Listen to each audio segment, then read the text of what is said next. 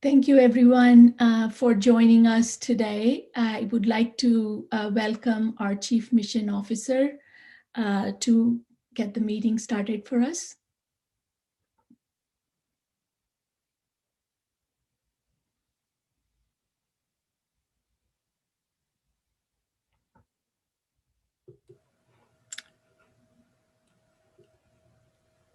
Thank you, Dr. Kaur, and good evening, everyone.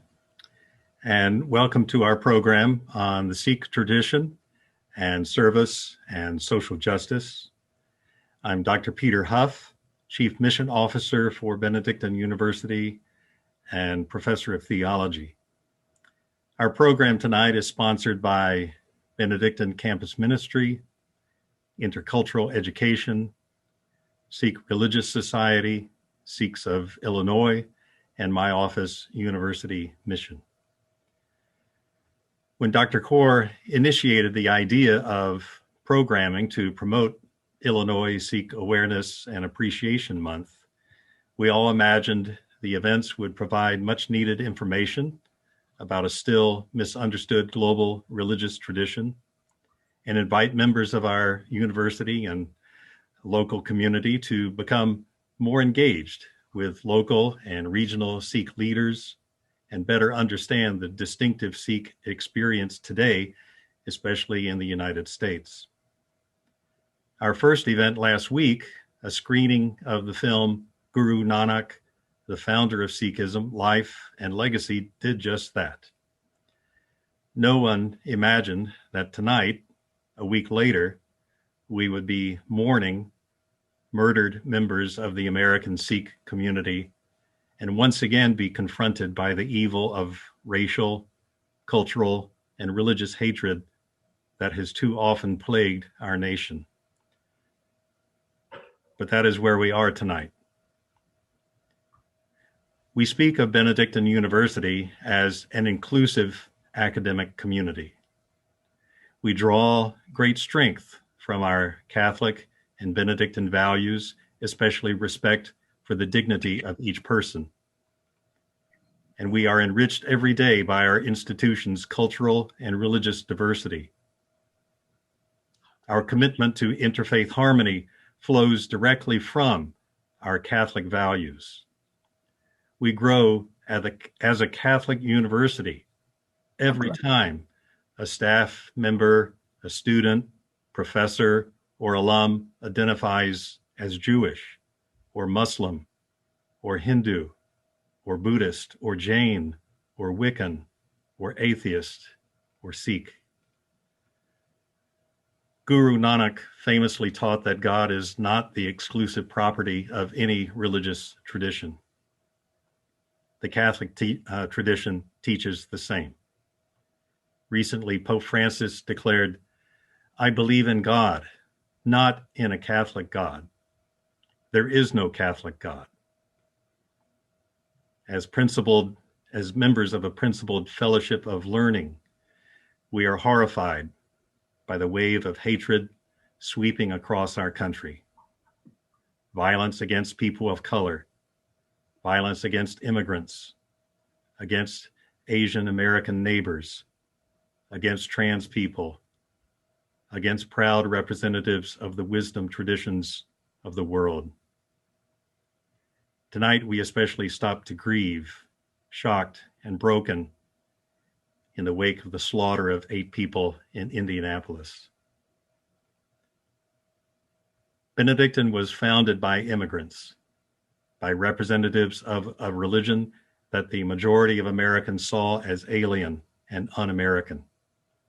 We will be most faithful to our Benedictine heritage when we speak out against injustice and dedicate our resources to the building of what Martin Luther King called the beloved community.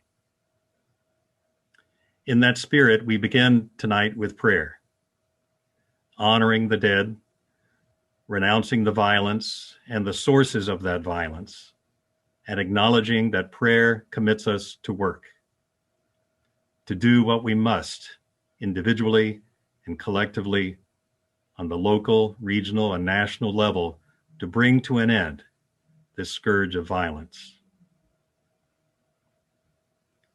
So thank you again for being here. Your presence tonight means a lot, and we gather in the spirit of solidarity. And now, Carrie Ankeny, Director of Campus Ministry, and Dr. Manu Kaur, Professor of Mathematics, will lead us in a time of prayer, after which Dr. Kaur will introduce our distinguished speakers.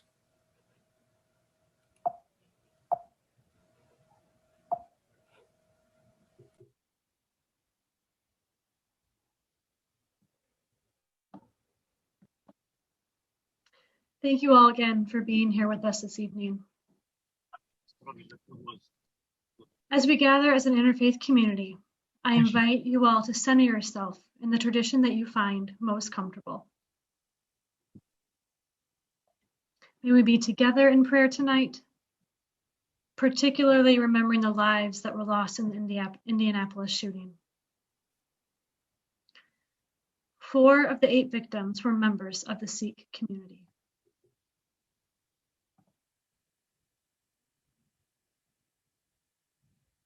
Grant us a world where those in the margins are given a voice. A world where different races, cultures, and religions live in harmony and mutual respect. A world where peace is built with justice, and that justice is guided by love. As we grieve the loss of 8 precious lives taken far too soon, may it be a call for all of us to act more lovingly, to act more peacefully, and to truly act as one family. After the names are read, we will hold a moment of silence. Following our moment of silence, Dr. Carr will conclude us with our prayer. Matthew R. Alexander, 32. Samaria Blackwell, 19. Jaswinder Kaur, 50. Amarjeet Kaur Johal, 66. Amarjeet Kaur Sekhon, 48. Jaswinder Singh, 68. Carly Ann Smith, 19. John Steve Weiser, 74.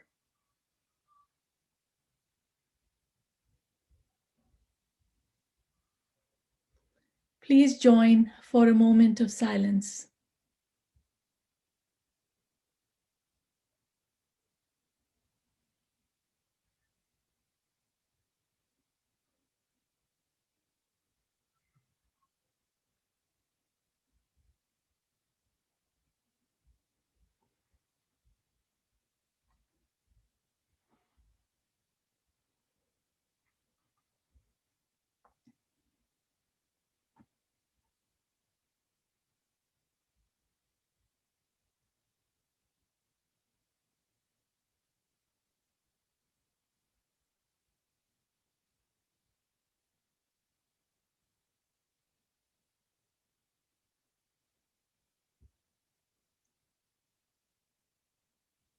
The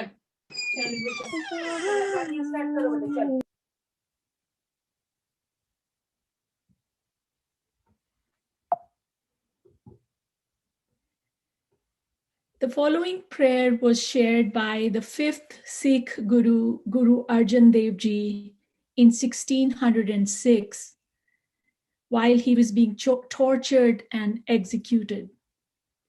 At this time of pain, we take guidance from his wisdom. Asa, Kar Satwaं, Mahela Panjwaਂ. हर का नाम हृदय नित ध्याई, संगी साथी सगल तराई, गुर मेरा संग सदा है नाले, सिमर सिमर तिस सदा संभाले. Rahao. Tera kiya meetha lage, har naam padarat Nanak mange.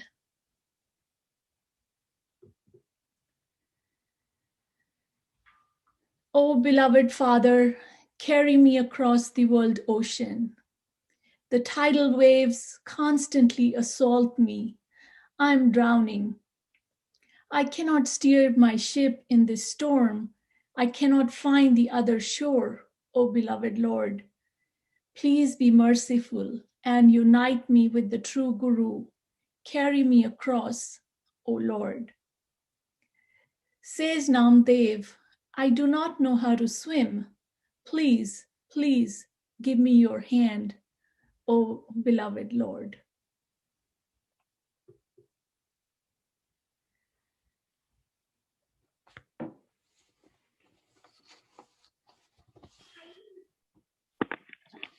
Good evening, everyone. My name is Manu Kaur. I'm a professor of mathematics here at Benedictine University. As Dr. Huff said, this is not how we envisioned our program here today. But I would like to thank you for your thoughts and for your solidarity. It is now my privilege to introduce our distinguished speakers to you. As you listen to their speeches, please feel free to add your questions and comments to the chat. However, we ask that you do so in spirit of collaboration and mutual respect. The presentations will be followed by Q&A. After the two speakers have finished their presentations, we will take your questions and try our best to answer them. Our first speaker today is Simran Jeet Singh. Recognized among Time Magazine's 16 people fighting for a more equal America, Simran Jeet Singh is a senior advisor for equity and inclusion at YSC Consulting and a visiting professor at Union Seminary. He is a 2020 Equality Fellow with the Open Society Foundations, a Racial Equity Media Fellow with the Interfaith Youth Corps, and a Senior Fellow for the Sikh Coalition. Simran holds a PhD, MPhil, and MA from Columbia University, an FTS from Harvard University, and a BA from Trinity University. Mallika Kaur is a lawyer, writer, and community organizer. She is the co-founder and acting executive director of the Sikh Family Center, the only Sikh American organization focused on gender-based violence. Her book, Faith, Gender, and Activism in the Punjab Conflict, The Wheat Fields Still Whisper, was recently published by Palgrave Macmillan.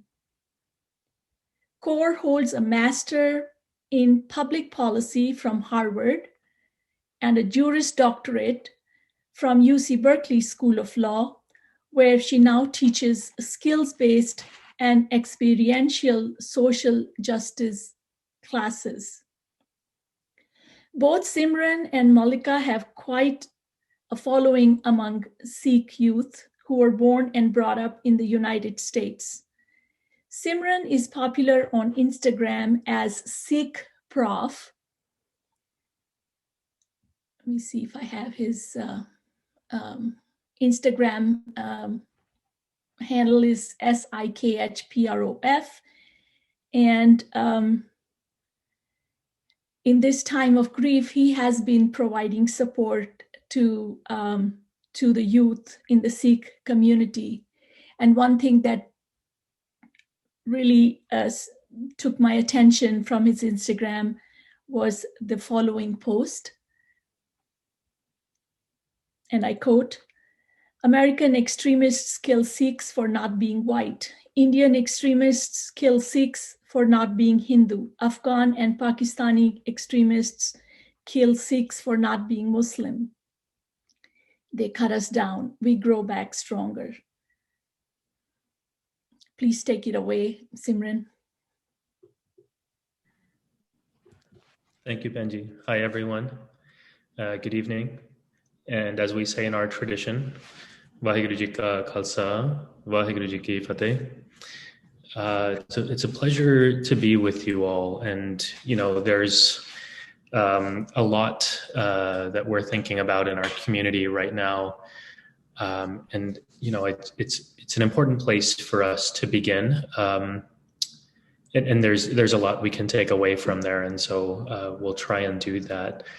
I'll say in this moment, the Sikhs who lost loved ones in Indiana and Sikhs all over the country are hurting. They're grieving. Sikhs are outraged. They're frustrated. And they're also filled with determination and resilience. And we see that in their stories. And as I've listened to surviving family members, I've heard a fierce determination that their lives will not be lost in vain, and that moments like these are a catalyst for meaningful action. There was a beautiful story in the Indianapolis Star that looked at the way that Sikh women are grieving in the Gurdwaras right now.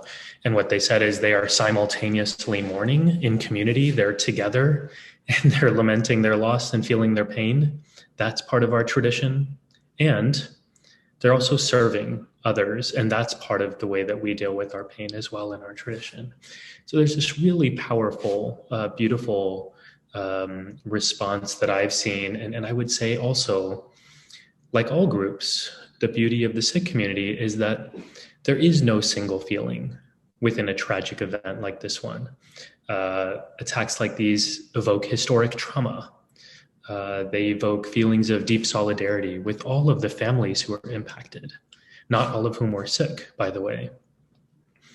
And they also force us to engage a very difficult and public conversation about what it means to be an American. And that's not just for the Sikh community, that's for all of us. And I'll say that, you know, I don't know what officials will conclude about whether or not this was a hate crime. But I'll share what we see, and that is a disturbed young white man who shouldn't have had access to guns, targeted a FedEx facility where Sikhs make up a large and visible proportion of its workers. He killed Baptists, and he killed Sikhs.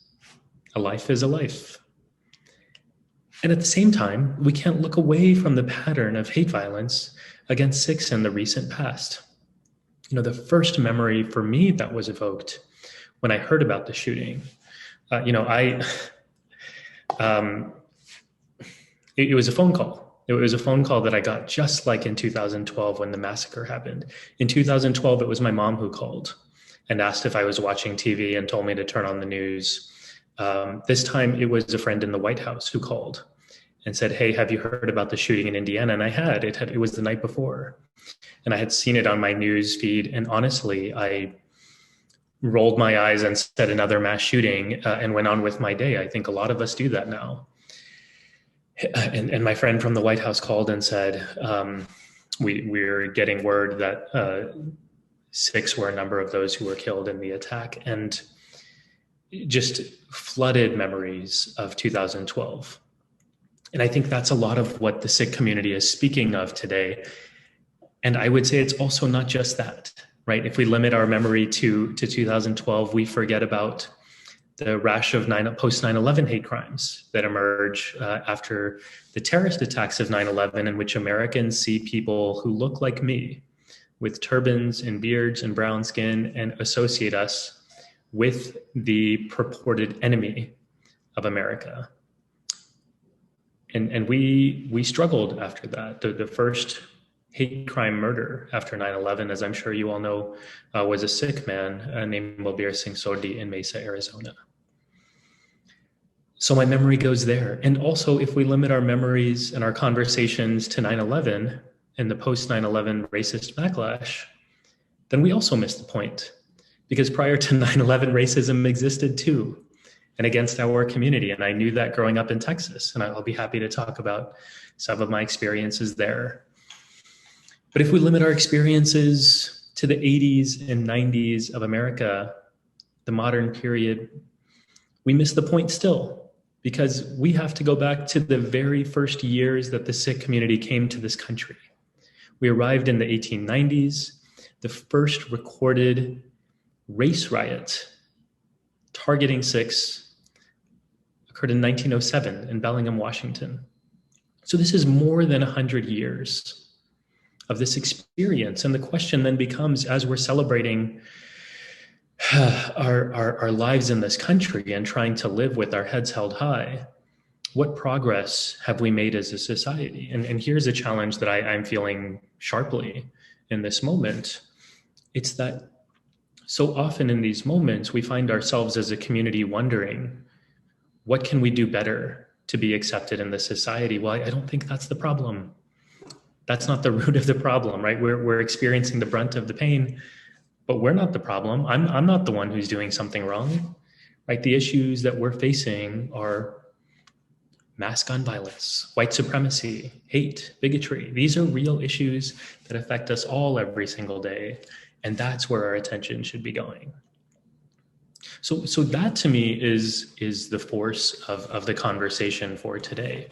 It is who are these people? What are their experiences? How do we understand them and lift them up? And also, what can we draw from their wisdom, which I think has a lot to offer in modern America, that can help us deal with some of the issues that we're grappling with today. I was so grateful when I saw in this invitation that it wasn't a Sikhism 101. So often as a professor of religion, I'm invited to help give a primer on who Sikhs are. And while I think that's critically important, I'm also grateful that you all have gone through that process already, because I think there's so much more for us to draw from this tradition than just the bare bones, the facts, right? There's more for us here.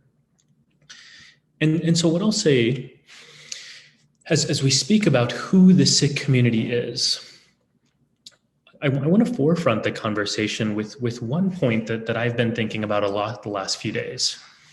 And that is, as we're thinking about what we as Americans have to draw from the Sikh tradition, I would say this: the Sikh community is a highly visible, politically engaged, and spiritually aware community.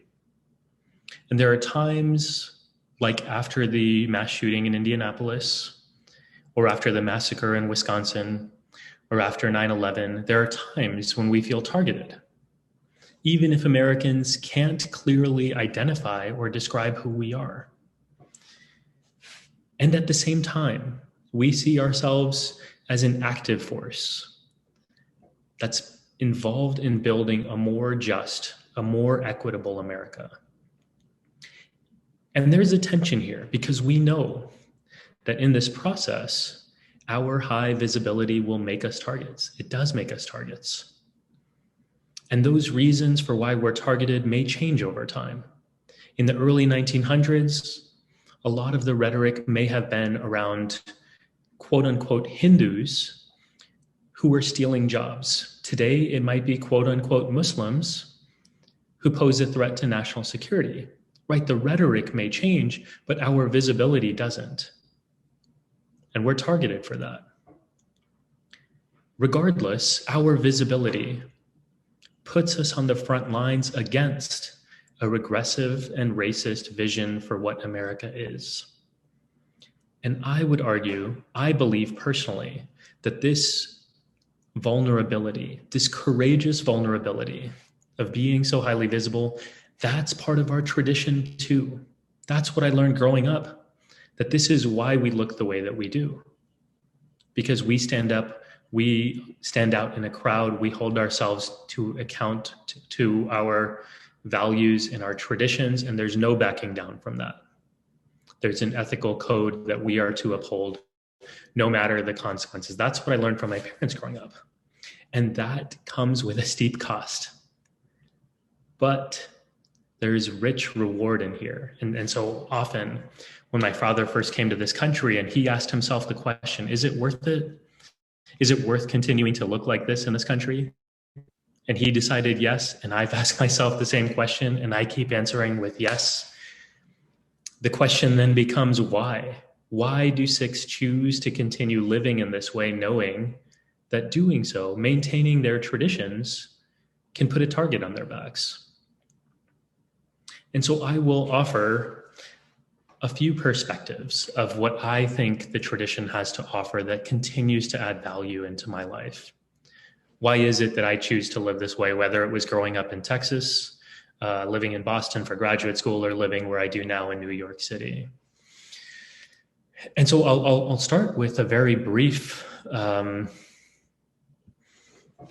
overview of my life in Texas growing up. I was born and raised there, and I honestly, to this day, I laugh at my parents wondering why they thought it would be a good idea to settle in South Texas as the only Sikh family with turbans. And I have three brothers, so there were four of us, brown-skinned, turban-wearing boys running around San Antonio, the city where we grew up. And you know, I want to be really careful, right? Like we dealt with all kinds of racism, and I think that's part of that. I think that's an important thing for me to share, because to me, empathy is built when we can step into the shoes of others. So I want to share that with you, but I also want you to take away from this that our lives are not just about suffering, that my childhood in Texas was great. I loved growing up there. We were really happy. We weren't just constantly worried about being attacked. We weren't just constantly dealing with racism. Those moments came.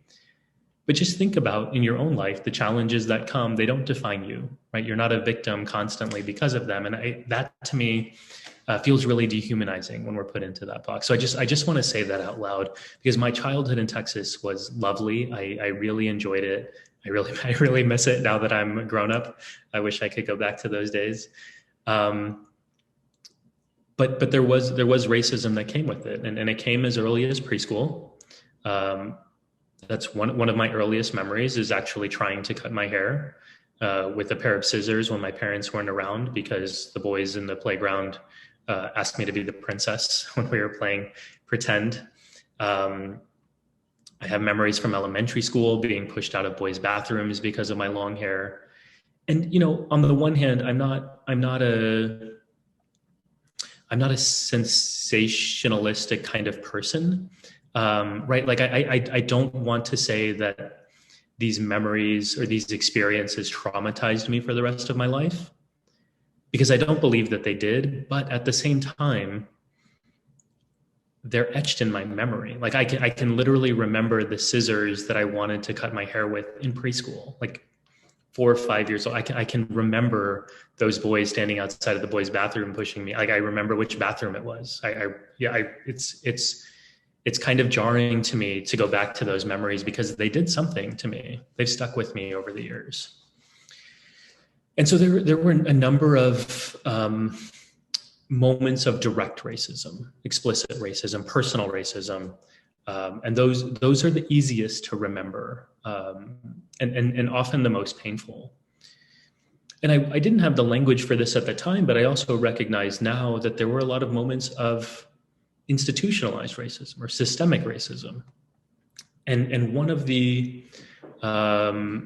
formative moments for me through this was when I was in 4th grade. My older brother was in 5th, and we have I'm number 2, so there are 2 younger than me.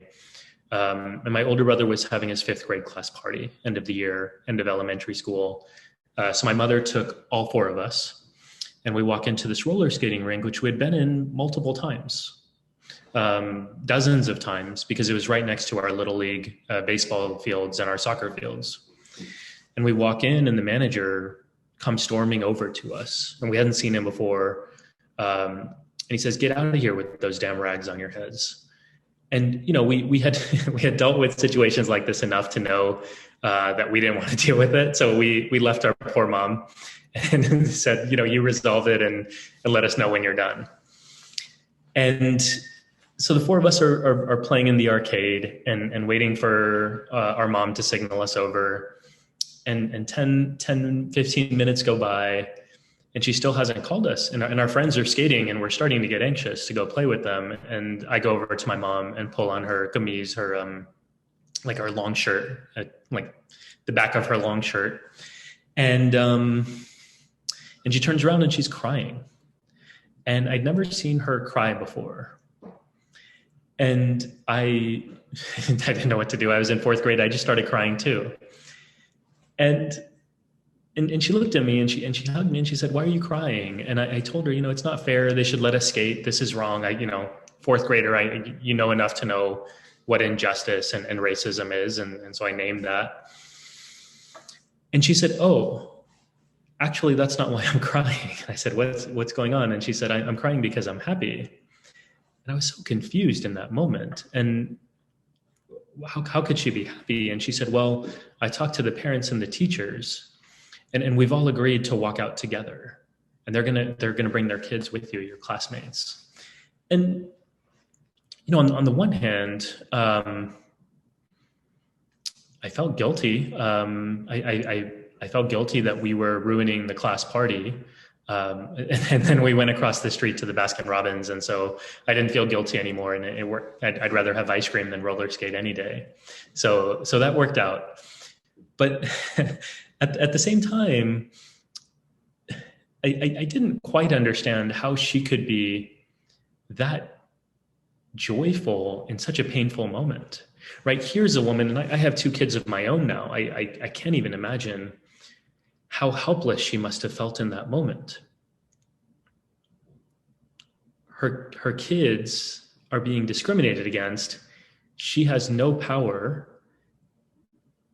to change what's happening, and still she's able to find something within herself. And what was it? Like, I saw that, and as a 4th grader, even then I could tell there was something special there. And I took 3 lessons away from that moment in my life. And again, it's very early, but it completely changed and formed. I would say it was the foundation for my own activism. So 1, she gave the opportunity to the people around her to care. It would have been a lot easier the easiest thing for her to do was to say, "We're leaving." She didn't do that. She could have also said, "Well, you know what, just take off your turbans and skate with your hair down. Like, that's fine." But she had principles and she didn't want to back down from those either. Instead, she opened herself up to the people around her and gave them a chance to care. And there's a really powerful lesson in here about what solidarity looks like, right? Like, I am still actually in touch with some of my friends from that day. Like, we've stayed in touch, and I think it's because I knew in that moment that they had my back. It was the first time I had felt this, that the people around me were actually willing to go to bat for me. And if my mom hadn't said anything to them and just left with the 4 of us in tow, nothing for them would have changed, right? There would be no memory for them. There would be no lesson for them. There would be nothing for me as a child. But that learning moment, 30 years later, I'm sitting here and I remember it vividly. It was huge for me. So that's the first lesson that really comes to me. In our tradition, we call it Sangat, community. How do you activate your community? How do you build relationships? How do you show up for one another? What does solidarity look like, right? Like, these are the lessons I'm learning as a 4th grader. Second, optimism. Again, she's sitting here in this roller skating rink. Her kids are being discriminated against. It should be one of the most painful moments of her life. And instead, she finds a silver lining within it. 1, it's important to recognize she created that silver lining. And 2, by not dwelling on the pain of the situation, by not dwelling in the negativity, she was able to find a way forward. In our tradition, we call it Jardikala, everlasting optimism, always rising spirits. And what I found is, and this is true in the Shabad that Benji read at the beginning of the program, when you can find goodness in the most difficult of moments, That's love. That's beauty, right? That's really living. That's what our tradition teaches us. Because what we learn is that suffering is inevitable. Pain is inevitable. It's part of the human experience. But there is a way for us to be so connected. And I think this lines up with the Benedictine tradition as well. There's a way for us to be so connected through love that even the most painful of experiences, we still experience them as love. We still find the beauty within them. And that makes life worth living. And I find that to be such a profound lesson, especially as a country. We're grappling with so much pain that we don't know how to do, we don't know what to do with any of it. We don't know how to process it. We don't know how to grieve. We don't know how to connect with one another. And so there's something really powerful here in this lesson about what optimism can do in a moment like this. What does it mean for us to be in a difficult situation and to persevere and find goodness within it, to accept it, to be humble enough to recognize where we stand within the larger proportions of our world, to have perspective. And I'll give one example that's just coming to mind as I'm speaking. And this is a very personal one. When the COVID pandemic hit, we live in New York City. My wife is a frontline worker. She's a physician in one of the larger hospitals here. And I'll be honest, I wanted to leave. Like I didn't want to get sick. I didn't want our girls to get sick. New York was the hotspot. And I wouldn't go so far as saying I pleaded, but I pushed pretty hard to get out of here. And my wife, we talked about it several nights in a row, actually. And she just kept coming back to me saying, you know, our tradition teaches us that we serve in times of need. And I can't walk away from my patients when they need me the most. Like, it's just not right. Like, otherwise she was ready to go. Like she didn't care about losing her job, which the hospital had threatened to do, but she didn't feel ethically okay with stepping away in this moment. And I'll say something else. We got sick pretty quickly. She's in anesthesia, so she was intubating patients, and you know, the droplets, it's pretty quick exposure. We were very sick. Our girls were very, very sick, our 1-year-old and our 4-year-old. And it was scary. It was the scariest time of my life. And what ended up happening after that, after we recovered, and we're all fine now, after we recovered, I was so engrossed in my own life that I completely lost perspective. And I think this is true for a lot of us in the pandemic, right? It's so easy to be in survival mode, right? And I think that's fair, right? We need to figure out how we're going to ensure that we have groceries and regular supplies at home for ourselves, how we're going to protect against infection. All of these things we were doing, but it ended up changing my psychology. Like, I couldn't get out of this self-obsession of just constantly worrying about our well-being. I lost perspective, right? What we talk about in our tradition is when you become so absorbed in yourself, you lose connection with the rest of the world. Your ego becomes the division between you and your possibility to love. And that was me in the pandemic moment. And I'll share one last thing before passing it over to Malika. The way out is not what I expected it to be, right? It's counterintuitive. I knew that I was lost. I knew that I was engrossed in my own world and wanted to get out of that mindset.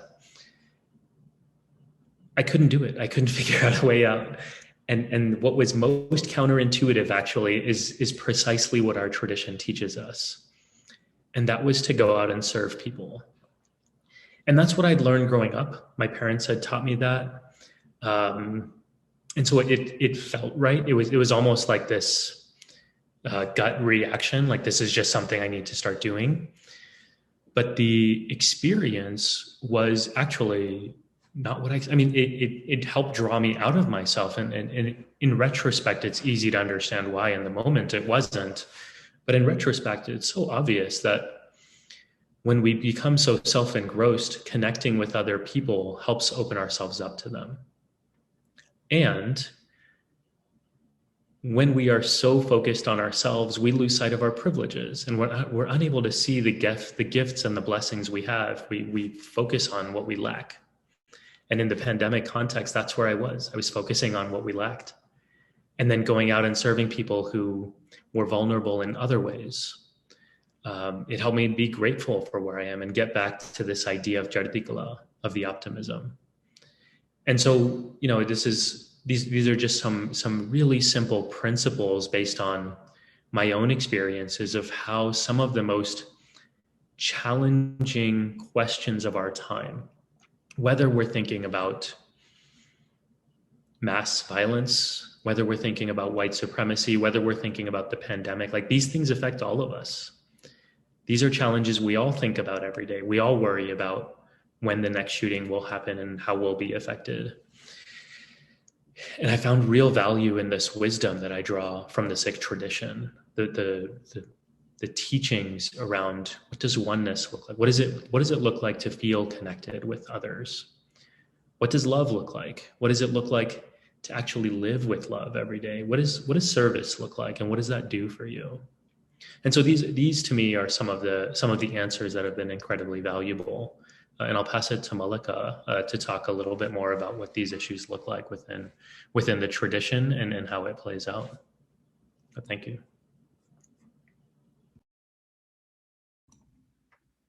Thank you so much, Simran, and thank you all. Yes, I see the applause for Simran. Absolutely, it was a wonderful introduction, and thank you for sharing some of the hardest times you and your family have gone through this last year. We are, all of us, in a really difficult time. It's a time of loss and of fear, and yet here you are on a Monday evening, and that's important because we are seeing in real time, probably too many times, Indianapolis being the most recent perhaps, the need for better connections, better protections, better interventions, and just healthier communities that love better, and leadership that leads better fearlessly, and that's redefined as empowerment for all rather than power just for the dominant. My own initiation into direct services work with victim survivors of violence, especially gender-based violence, actually took place in Illinois. So anything Illinois and Chicago related always feels like a coming back home, even if it's happening in my own bedroom in California, my daughter's bedroom in California over Zoom. But I was in Chicago, and my work as a rape crisis counselor began with the launch of the post 9/11 US war in Afghanistan. Laura Bush was telling the nation in her November 2001 address that the people of Afghanistan, especially the women, are rejoicing because, and the civilized world everywhere is rejoicing and speaking out in horror against what women had to face there, and how this brutal oppression of Afghani women is now going to come to an end. It's on the one hand, there's that drumbeat of war and the war propaganda. And at the same time, I was struggling with my own realizations about violence against women in this civilized nation, set against constant messages that we should be somehow grateful and proud because we're so much better off than everywhere else. And that, every act and every kind of violence that people suffer are just aberrations, and they're not systemic problems, like, say, rest of the forsaken and uncivilized world.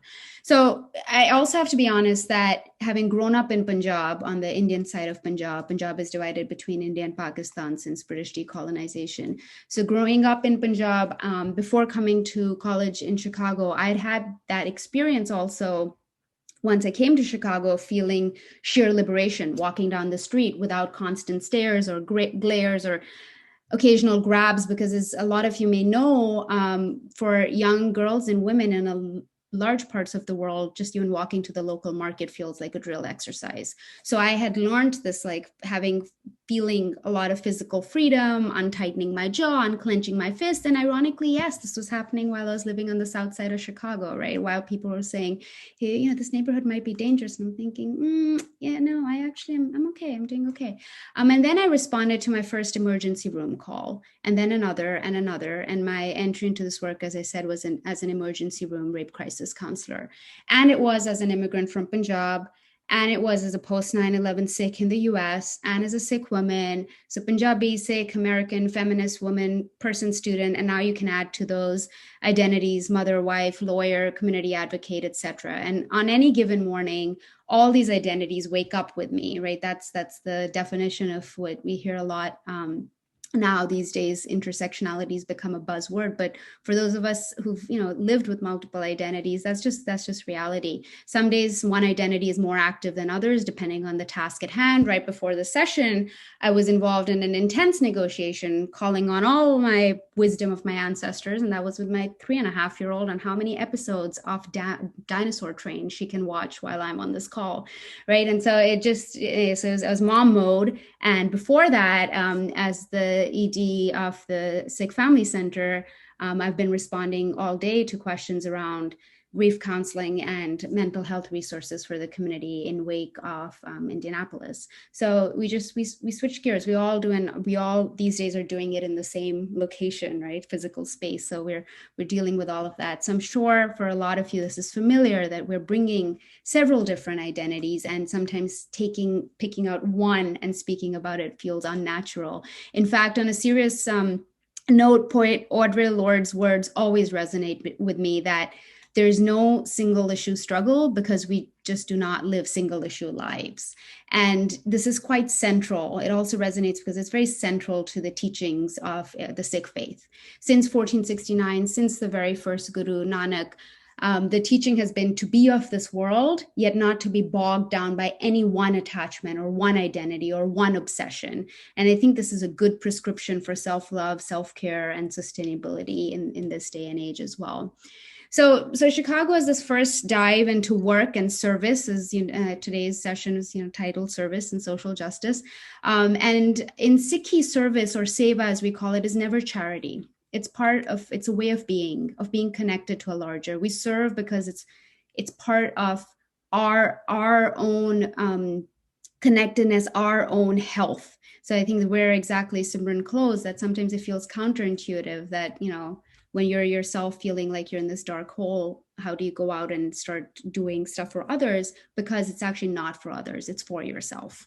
And it's also that our service has to be, and it has to be something that is not driven by fear. We do not serve because feeling any sort of punishment if we don't, but fearlessness is meant to be a rule and not the exception. And on some days, some weeks, in the light of certain kinds of events, this kind of calling on and living that fearlessness feels all the more challenging, of course. The first Guru also said, Joto prem khilan ka chao, sir tar tali gali moriao, that the true game of love requires the faith of walking the path, head in one's palm. So absolute submission and absolute fearlessness. The Sikh Gurus describe love in a very beautiful, complicated way, but always as sovereign, always as fearless. And the very first Guru also outlined for us where Sikhs' allegiances should always lie. So some the Sikhs listening will be familiar with this Shabad as well. Neech andar, neech jaat, neechi hoat neech, Nanak tin ke sang saath, vaddiyan so kya rees, which translates loosely to Nanak stands in solidarity with the disempowered. And then the verse actually says, no, the most disempowered of the disempowered, those are who Nanak stands with, the lowest, so-called lowest, because why would we concern ourselves with mimicking the powerful? So even the quest to be like those who have corrupt power and worldly power, there's a disdain for that in our tradition. So Sikhi's difficult love, as you can tell, is not, and perhaps all love right now is not the kind of love in vogue, which is individualistic and very consumed with ourselves. It's not a love for the faint of heart. It's for those of us who believe without trepidation, without any reservation, that the challenge is not finding our picture perfect relationship that we can post on social media, but actually making our relationships count towards humanity. It's not saving money and time only for our families, but also watching out for a larger family and contributing to a larger family. And it's not holding our children tighter in the time of threat, but ensuring that they contribute to facing and eliminating threats. And this is a hard thing. Those of us as parents, those of us with young kids, those of us with kids who are identifiably, visibly different, weeks like this always challenge these larger teachings, but the teachings then make the challenge lesser too. April marks the birth of the Khalsa, April 1699. Some of you may have realized that April has one of our biggest holidays, because in the 10th Sikh Guru back in 1699 went to great lengths at the agrarian festival of Vaisakhi to create a community of equals. And the Guru asked for volunteers who would join the Guru out of love, fearless of consequences. And then the Guru creates and administers an initiation ceremony. And this is their 10th Guru, Guru Gobind Singh Ji, then takes the same initiation, what we call Amrit, takes that same sweet water, was the physical form of that initiation, from the 5 volunteers who the Guru had just initiated, thus culminating the project of bestowing all power to the people. So Guru Gobind Singh Ji very visually and viscerally etched into the Sikh psyche these principles of leader and follower, so of humble power, of fearless love.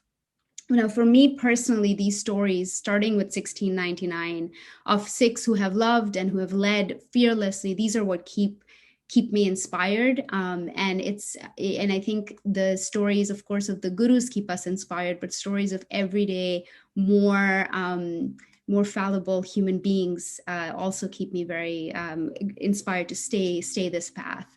Stories like those coming out from unprecedented historic farmer protests since November 2020 in India, one of the largest protests the world has seen. Through these, first through the months of November, December, January in freezing cold, and now in the months of sweltering heat. Northern India is already very hot right now. Farmers are sitting,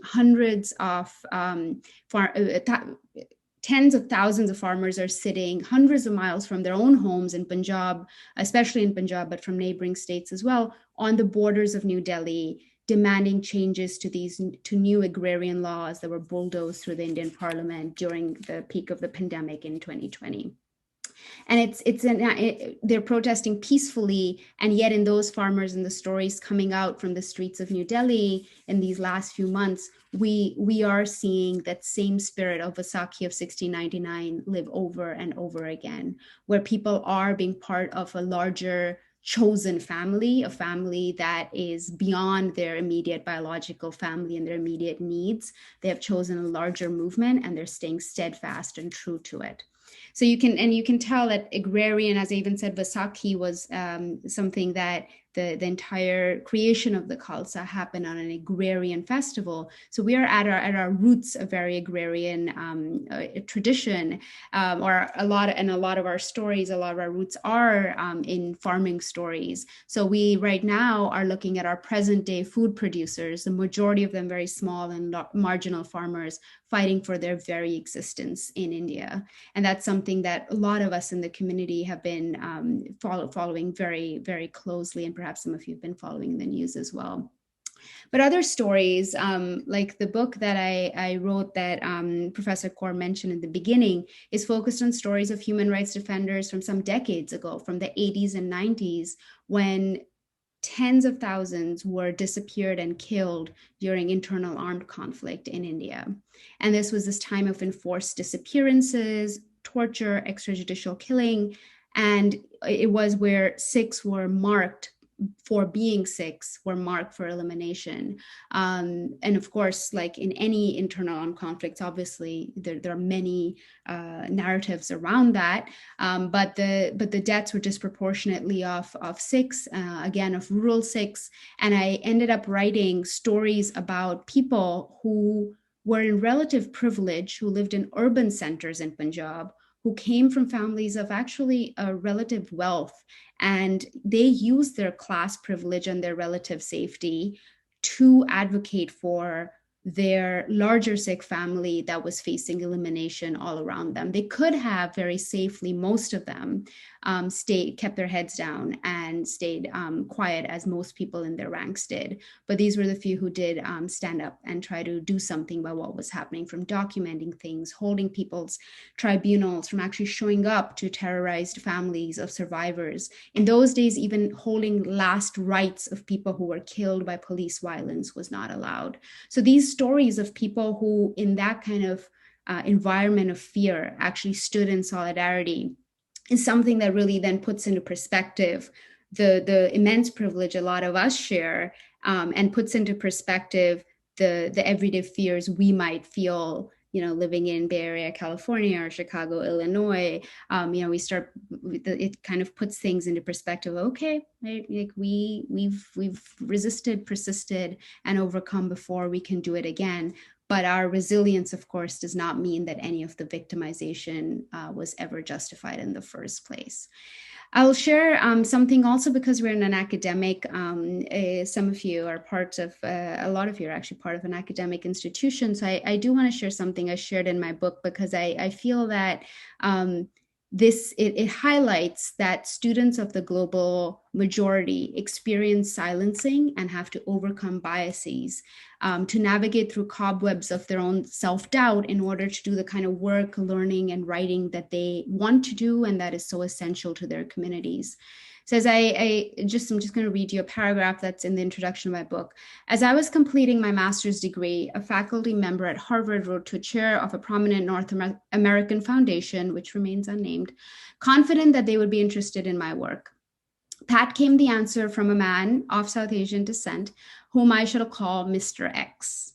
He said the proposal focusing on stories around gendered violence in Punjab failed dispassionate assessment, since there are no cases and not even any mention of rapes against women related to that violence. And by that violence, he meant all of the 80s and the 90s. To Mr. X, I owe many thanks. Peeved, my feminist curiosity piqued, I spent the next several years in conversations that repeatedly destroyed his cocksure reply.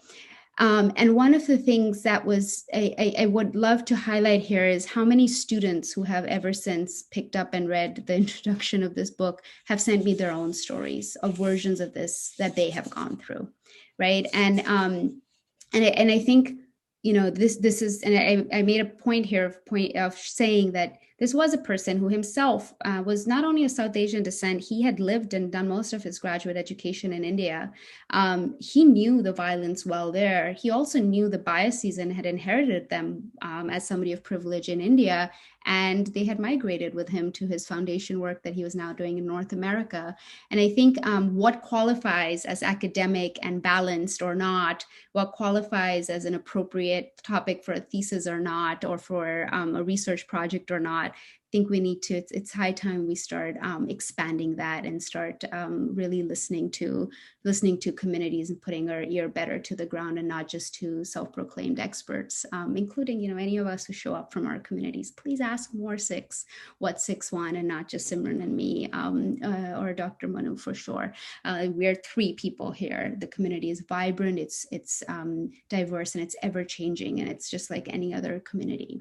So the post-conflict fear that I had grown up in Punjab around this conflict, post-conflict fear that had morphed Sikh's sense of reality. And this is very, I'm going to just turn for a few minutes to the work I do around domestic violence in the Sikh American community today, because the way in which the Sikh community in Punjab was gaslighted was very similar to how an abuser often succeeds in making a victim of domestic violence question their own sanity, their own memories, their own values, their own truths. Our community lost confidence in its own beliefs and experiences. Sikhs often began finding, just to survive, began finding alternate explanations that did not actually implicate the abusers, did not implicate the police or the state. And so that's what had propelled me to go and, prompted me to go and look for folks who, despite such paralyzing fear, had stood up, had documented, had done work when it seemed impossible to really speak up and do anything. So this recent history, I think, and going back and delving into it over the years, it kind of happened simultaneously with the work that I was doing ever since that first training in Chicago, the work that I have been doing with communities around the United States on gender-based violence. Because one of the things our recent history also teaches us is that we have to talk about blemishes and concerns, no matter how shameful, within our own communities. So having done work on gender-based violence since I was 18 years old in the United States, I was so irked that no Sikh organization was focusing on gender-based violence, which is something that exists, of course, as we all know, in every community. And we were often, it's worth noting that for Sikhs, discriminations based on gender are particularly shameful, especially since 1469. The first Sikh Guru, Nanak, who I consider as my first feminist inspiration, revolutionized society by questioning and even condemning fixed gender roles. So for Sikhs, often you'll hear, well, there's gender equality since 1469. Yes, our gurus believed in gender equality and did a lot for gender equality. And then we humans in society and in cultures that are quite dripping with misogyny all the time have come back and regressed in ways that really need a lot of intervention. So now fast forward to from the gurus saying there should be gender equality and creating systems of gender equality to post 9/11 USA. Sikhs created powerful, mighty, some of them are in the news right now. You can turn to CNN and read about them. Simran's a fellow with the largest Sikh civil rights organization, Sikh Coalition. Sikhs created some wonderful institutions. And these institutions have been, unfortunately, necessary for us time and time again as we face violence, external violence in this country. But also, we needed something for violence internal within our homes, family violence and other forms of violence that Sikhs were facing from other Sikhs within our homes. So that led to the creation of the Sikh Family Center, providing trauma-based services and interventions for victim survivors of violence. And we focus also on the conditions, the social, cultural conditions that allow violence to occur in the first place.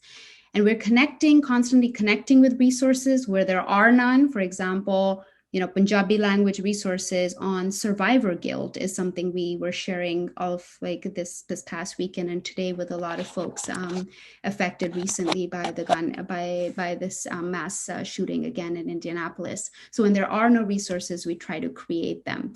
I would just like to share a story here that our partnerships, you may imagine that we have to do a lot of this culturally specific work because agencies that currently exist may not know who Sikhs are, how to respond to a Sikh, why somebody in a shelter is saying is taken aback when they've been offered halal meat, right? So unlike Muslims, Sikhs don't eat halal.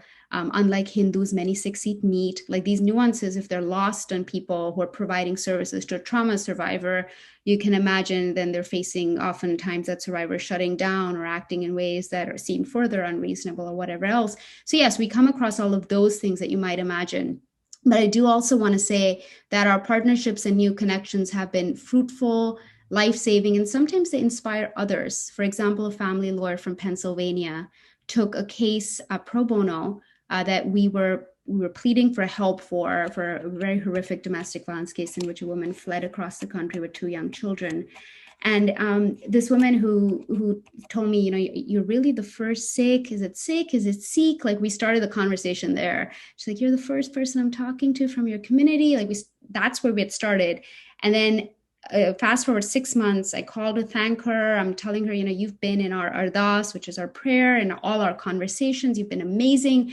And she just says in this really poetic way that this case, after having done decades of domestic violence work, gave her hope again in the aim that most of us doing domestic violence, anti-domestic violence work come in with, which is the aim to end domestic violence. She said it was a lot of work and the conditions surrounding this woman's case were horrible, but this lawyer was so surprised by the level of community support that this woman received from across the United States, from absolute strangers, from people unrelated to her, from Sikhs across the country who sent her both material goods, talked to her, supported her, and of course found her this free attorney. And she basically said, this is all I need to know about Sikhs. Like, this is what I need to know, this strong sense of community.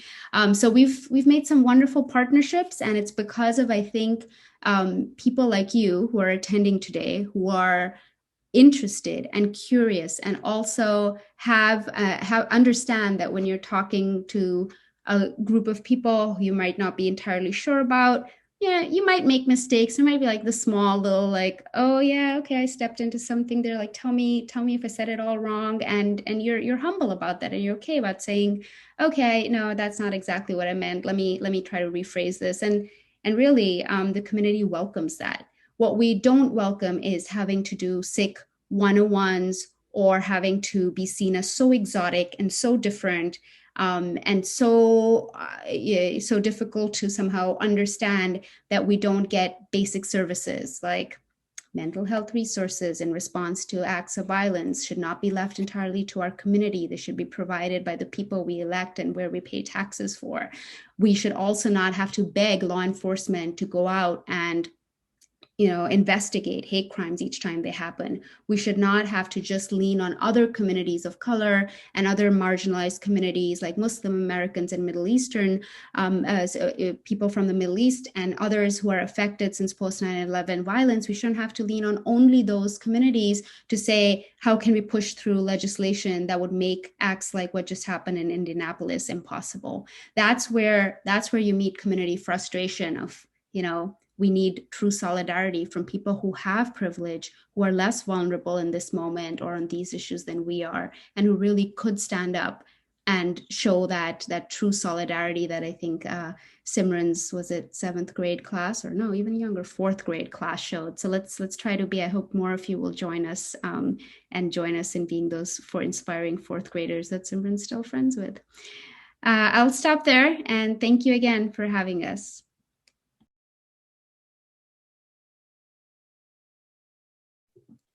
Thank you, Simran, and thank you, Malika. We really appreciate you taking the time to join us. Please post your comments and questions in the chat. Dr. Summers, who's a professor in our sociology department, has been keeping a track of all your questions and comments. While we do that, I have 2 quick announcements. One of our students at Benedictine has reminded me to announce that there is a candlelight vigil in honor of the victims who lost their lives to gun violence and police brutality on Saturday, April 24th, 7 to 8 p.m. Central Time at the Palatine Gurudwara in Chicago area. And 2, the Sikh Religious Society has another Sikh awareness event at the University of Chicago on Friday, April 23rd, 6 to 7:30 p.m. Central Time. It is titled Understanding Sikhism, a Roundtable on Contemporary Sikh Studies. So if you're hungry for more information, there's another event coming up at the University of Chicago this Friday. I would like to ask Dr. Summers to start with our question session. Certainly. Thank you so much, Dr. Carr. And thank you both to Dr. Singh and to Ms. Carr for these very enlightening, inspiring, and words that I hope spur us to action. As we wait for some questions to come in, actually, we have one from Dr. Holman, if we could pose that. Dr. Holman, would you like to just speak your question? Sure, I'm happy to. Thanks so much for just such a moving and beautiful event, especially in the wake of the awful tragedy in Indianapolis. In light of that, I'm really struck by the overlap in both of what you have said. Simran used the expression courageous vulnerability, and Malika talked about love and service, not driven by fear, but driven by fearlessness. And so, we live in such a time of horrible fear and anxiety with the pandemic, fear of sending children to school or going to the grocery store, the mass shootings in our country. So I would just love to hear both of you expand a little bit more on the idea of, or the resources of courage and fearlessness in the Sikh tradition, the Sikh community. That was what really stood out to me. So I'd love to just hear a little more. Simran, you want to give them a break from my voice? Or do you want to respond first? Sure. I like going before Malika because she's smarter than me, and it'll sound cooler when she speaks after. Yeah, I love the question. I think about fear a lot, actually. I think a lot of us do, and maybe not proactively, and maybe not with intention. But I think we all are rooted in fear, and I think we also see what it does to us as a society when we are living in fear. And to me, as someone who came of age in the post 9/11 context, my life has been the war on terror, and a constant conversation about terror and terrorism, and to see what impact that's had on our collective psyche. I have no interest in living with fear. I see what it does to people. I see what it does to us. And so what do you do when you're stuck in a situation where everything around you is messaged around fear? All our rights are stripped away in the interest of quote unquote national security. And we say, well, if we can instill enough fear in these people, we can get them to give up anything. And so for me, there's something really interesting about the fact that in the Sikh tradition, the opening words of our scripture refer to the qualities of the divine. And each of them is an adjective that gives us both something to understand what divinity looks like, but also what we can aspire to within our own lives. And the fourth term in the scripture is nirpo, without fear.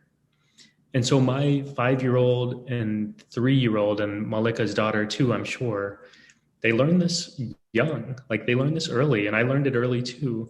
And I didn't necessarily know what it meant, but it's there. It's an aspiration from childhood. And so I'll give you two things that I've learned that I think have helped me understand what this looks like in a practical sense, because I think it's easy to announce these sort of aspirational ideals and very difficult to live by them.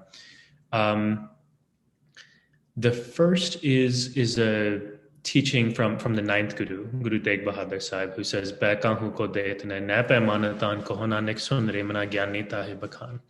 he says the truly wise person is someone who neither fears anyone nor inspires fear in anyone. And part of that is really difficult for me, right? Like it's easy to remind yourself in moments of fear. Like you just have to have the conscious practice and say, okay, don't be scared, right? And understand, why are you scared? What's driving your fear? What's been wired into you socially to make you fearful of the Black person walking down the street, or the person in the turban, or whatever else is that we've been taught to be scared of. And so that I think is one practice that's been helpful. But there's also a flip to that, which is it requires real practice to remind yourself, how are you being perceived? And you don't want to fall into this balance. So let me say the other part of the equation that Guru Tegh Bahadur said there is, you don't inspire fear in anyone.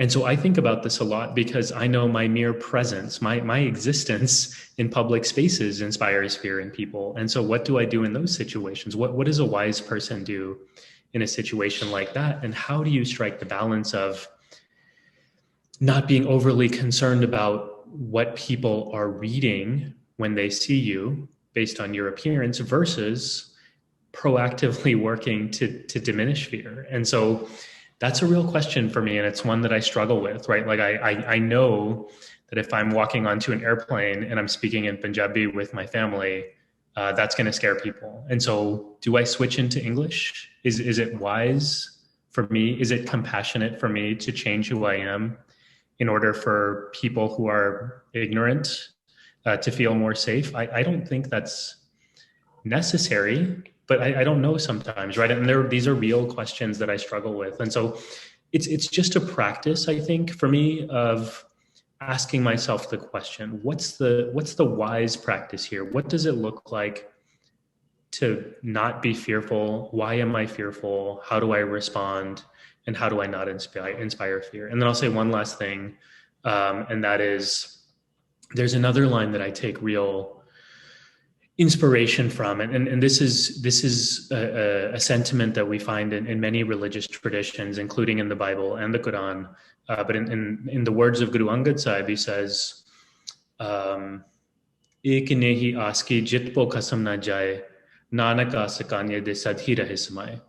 So the true lover is not one who lives with fear of the master. If you're operating out of fear, you're not doing it because you love them, right? Like if I'm thinking about my daughters right now. I don't do things because I'm scared of them. Maybe one day I'll be scared of them, but mostly I do things because I love them, and they're not things I love doing, right? Like I don't love changing diapers, but I love my kids, and so I do them. And so love inspires action, and when it's true love, that action is not rooted in fear. And the rest of that line says the true lover is one who always remains immersed with their beloved. And so that to me is the practice of not operating out of fear, where you are in the conscious engagement constantly of saying, I am choosing love over fear. And that to me is something that's actually practical and tangible when you're in those decision tree moments and saying, what do I do in this situation? You make a choice and you choose love in those moments. And the more you practice it, the more intuitive it becomes. So, okay, Malika, to you. See, now you know why I made Simran go first, because there's nothing much to add there. I think that's perfect and beautiful. And I do think this idea of fear none, frighten none is something we as kids and those of us raising kids is something we find ourselves saying a lot. And there is something about this practice of the act of saying it is a reminder every time I say it to my kid and, try to be like it or. Okay, she's actually at the door. I think she sensed there's like ESP happening. But when I'm trying to make her earnestly listen to me, there is something that happens in that moment where I begin thinking about all the things. I think you mentioned just all the things that we are worried about, all the things we are fearful about in the day. And I think another thing that, it just again reminds, like, you're talking about the bigger, you're trying to raise somebody in this tradition. So I say this right now as a parent because that's really quite front and foremost in my mind. The other tradition thing from our tradition, we say a lot to our kids, we say a lot to each other, and we found ourselves saying and exploring a lot during the pandemic is Chardi Kala.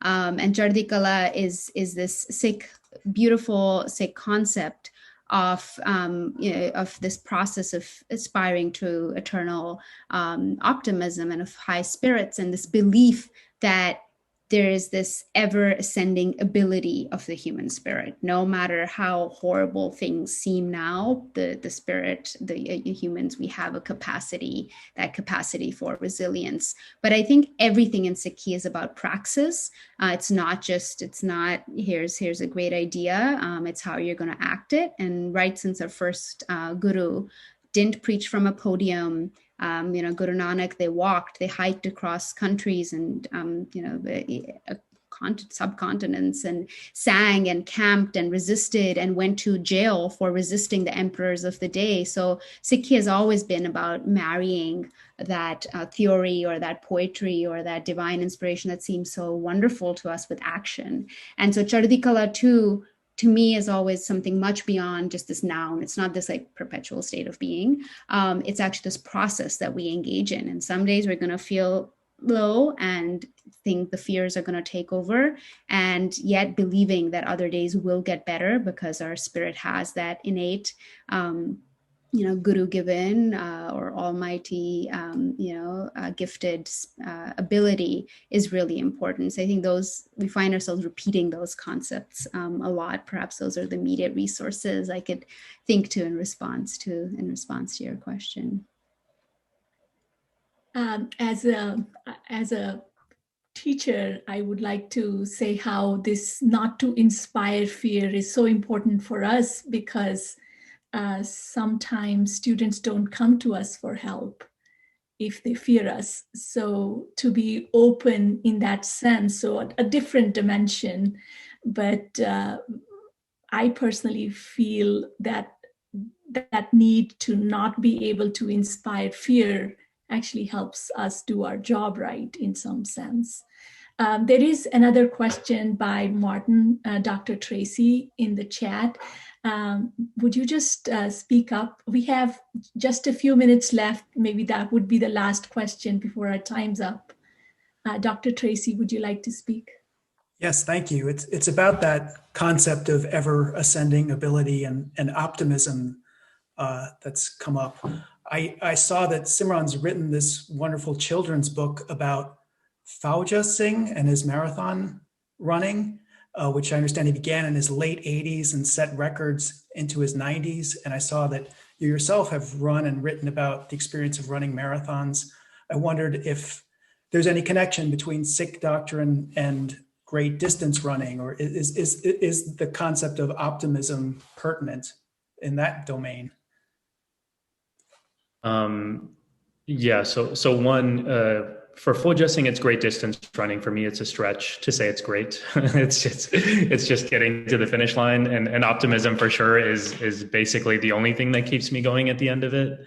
But yeah, I mean, I actually do believe sincerely that I found real spiritual benefit from running in a way that I didn't expect. I mean, I actually grew up really into sports, played a lot of soccer. So I ran cross country in high school just to supplement, but never actually enjoyed running, never saw the value in it. And then I saw Fauja Singh running. And for the first time I heard of him, I think he was 95, 96, and just felt really inspired and also ashamed of myself and decided to start running.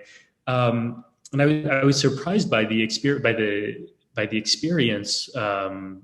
of how much I began to enjoy it and what I began to get out of it. And, you know, there are lots of things I can point to. Probably the most valuable to me, and this goes back to Malika's point about praxis, we have a lot of emphasis in our tradition around discipline, the daily practice of doing the right thing. And, you know, there are all sorts of, you know, political and cultural philosophers we can look to who talk about these sorts of ideas, but I never really valued discipline growing up. I would sort of roll my eyes, and it was through running and training and developing a routine that I actually began to see benefit in other aspects of my life. Like I wasn't just running better and eating better, I was studying better. I was in grad school at the time. I was better with my relationships. Like it was translating across, and it didn't make sense. And then I realized that what was happening was what Foucault calls the sort of technologies of the self kicking in, this ethical cultivation through disciplinary practice. And that to me really connected with our Sikh teachings, right? And so like, there's nothing in Sikh scripture that says you should run every day. But I really found a deep spiritual connection through it and real value in my own sort of internal ethical formation through the practice of running. And so, yeah, it's something I'm writing about in the new book I'm working on. But yeah, I guess it's to say in a way, there's nothing specific necessarily about running within the tradition, but there's something really universal about the value of discipline and finding practices for ourselves, each of us, whatever those are, that help us cultivate those qualities that come with disciplinary practice.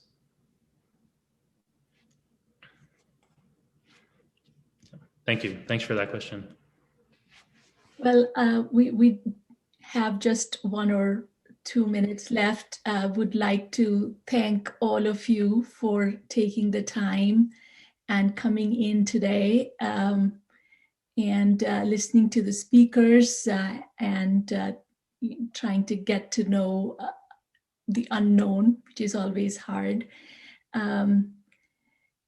We have reached the end of the time. I would like to thank our speakers. I would like to thank our wonderful interfaith community here at Benedictine University, to all the administrators, faculty, staff, students who are here with us today and helped organize this event at such short notice.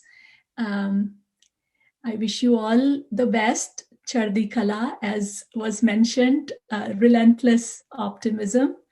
I hope you all have a great night. Thank you.